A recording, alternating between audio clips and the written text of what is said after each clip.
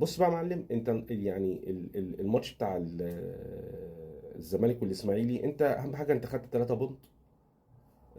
بتصدر الدوري، بتحافظ على الفرق اللي بينك وبين الاهلي وبيراميدز، هم دول اهم فرقتين بينافسوك. وبتستنى ان هم يقعوا في ماتشات. ده كلام كويس، لكن الماتش امبارح فنيا هو مش احسن حاجه. هو تعتبر مباراه جيده متوسطه يعني. والزمالك خلصها بسهوله، وده المطلوب انك انت تكسب بغض النظر عن اي حاجه تانية، المهم تكسب. بس انا عايز اسال سؤال، انت النهارده شيكوبانزا مستبعد بقاله ماتشين، كسبت. طب هل اخوان بزيرا ده لو اتصاب مثلا او اتوقف ماتش او حصل اي حاجه واستبعد مثلا ماتش او اتنين، هل عندك بديل ليه؟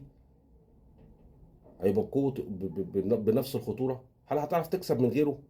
ده سؤال مهم جدا ولازم تبقى عامل حسابه، لانه وارد يحصل، وارد يقع معاك ماتش او اتنين وتلاقي نفسك بتعطل. فلازم الحاجات دي يعني تتعالج. زي عمر جابر مثلا، عمر جابر اتصاب امبارح، انت ما عندكش باك رايت، انت منزل مدافع صلاح مصدق يلعب باك رايت. مضطر، انا معاك ما عنديش مشكله، بس مش هيأدي زي الباك رايت. نيجي بقى للاسماعيلي. الاسماعيلي الاسماعيلي بقاله يعني الموسم اللي فات كان هيهبط ولغوا الهبوط، والموسم اللي قبل منه كان بينافس على الهبوط، واللي قبل منه. مشكله الاسماعيلي وبيطلع لعيبه كويسه جدا، بس انت النهارده بتروح كمجلس اداره بتروح تكلف نفسك وتجيب مدير فني اجنبي او مدير فني من افريقيا مثلا. يعني انا مش فاهم ليه. يعني انت جايب لي مدير فني امبارح من الجزائر، معرفش انت جايبه من فيلم اجنبي ولا معرفش جايبه منين يعني.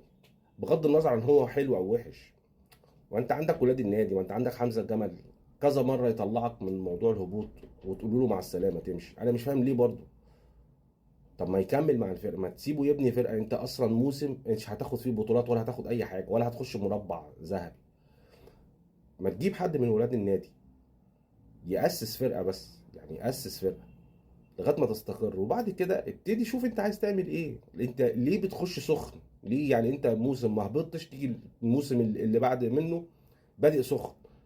هجيب لعيبه وهجيب مدرب من بره. لازم يبقى في تفكير احسن من كده.